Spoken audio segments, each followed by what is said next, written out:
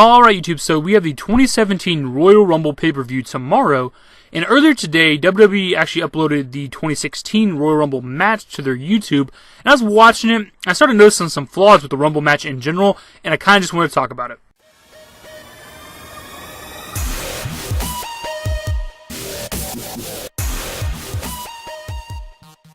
First up for me is the idea of teammates eliminating each other early. Now, I realize that the Rumble is every man for himself, as they like to push all the time. But the idea that you would get into the match like super early, you and your teammate are in there, and then you throw them over the ropes, just doesn't really make a whole lot of sense. Because if we're looking at this from a realistic standpoint, you might be in a scenario where you're about to be eliminated, and your teammate could run over there and attack the person or people that are eliminating you, and you could get back in the ring. So if it's still early in the match, and you eliminate your teammate, it doesn't make a whole lot of sense. Because at least you could wait till the very end. It could be you versus your teammate. That way, if you lose, it's not that big a deal, because at least your friend won. Heath Slater and Rhino are kind of a small example of this. Last week on SmackDown, there's a big Battle Royale thing for a spot at the Rumble, and as soon as the match started, Rhino threw Heath Slater over the top rope to try to eliminate him, and he didn't. But the point is, like, why not wait till the end? That way, it could have been Rhino versus Heath Slater. That way, at least one of them got it, because neither of them did. So it's kind of a small example. Another one that doesn't make a whole lot of sense to me is the idea of when a superstar is trying to eliminate another, you come up behind them and stop them, like start hitting them, attacking them from the back.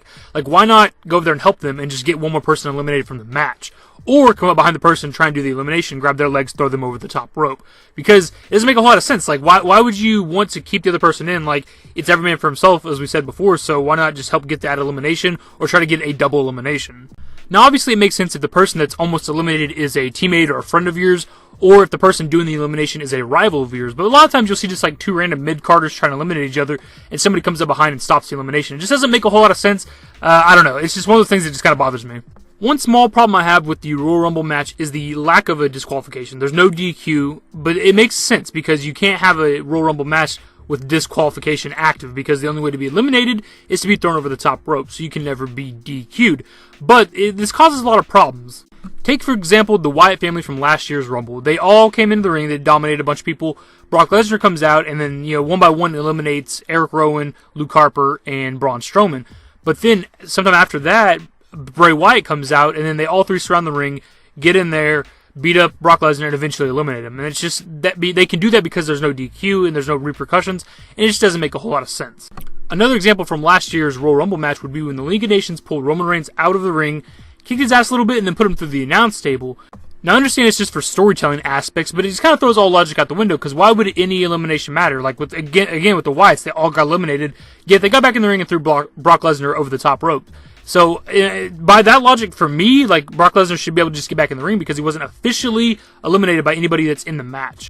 A scenario I'm thinking of is, like, say the New Day, they're going to be in the Rumble tomorrow. Say, like, Kofi Kingston and Xavier Woods get eliminated sometime kind of earlier, and Big E's left by himself, the only member of New Day left. Why doesn't Xavier Woods and Kofi Kingston just get back in the ring and just help Big E eliminate everybody? And that way Big E at least gets the title shot since they are already eliminated. It doesn't make any sense. Like, no eliminations really matter. I mean, you can get back in the ring and fight and maybe eliminate everybody, but you won't get anything because you've already been eliminated. But all the same, like, why doesn't your teammates just get back in the ring and help you? Like, eliminations don't really ever matter because there's no DQ. Another thing that kind of annoys me, we see almost every Rumble, is when somebody comes out but they don't actually get in the ring. And this kind of stems from the lack of, a DQ or the lack of really any rules other than being thrown over the top rope. We've seen this from The Miz, I think, a few times. We've definitely seen it last year. He came out while Brock Lesnar was in the ring, and he waited until Brock Lesnar was eliminated to get back, to actually enter the Rumble.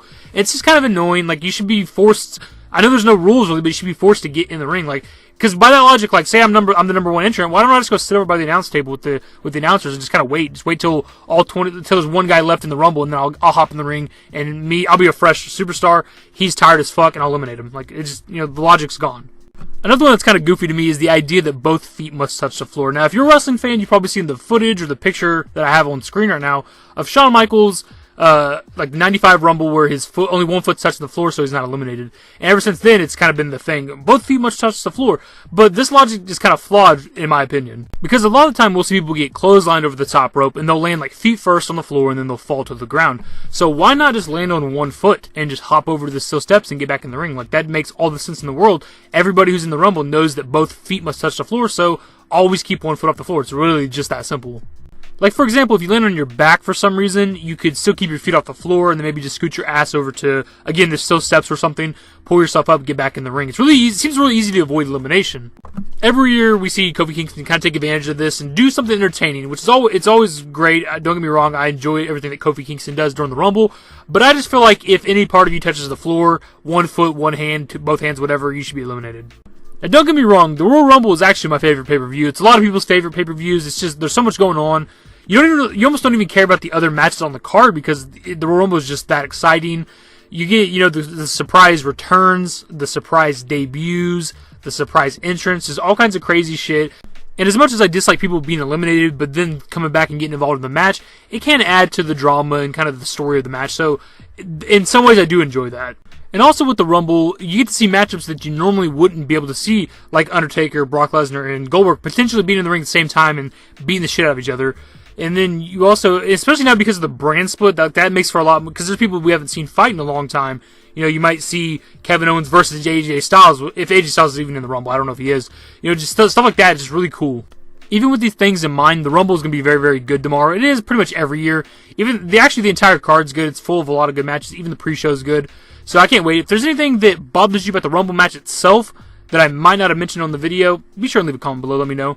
If you want to enjoy the video, guys, give it a thumbs up. Subscribe to the channel if you guys are new. Follow me on Twitter. Links to my social networks are in the description and in the outro. Later.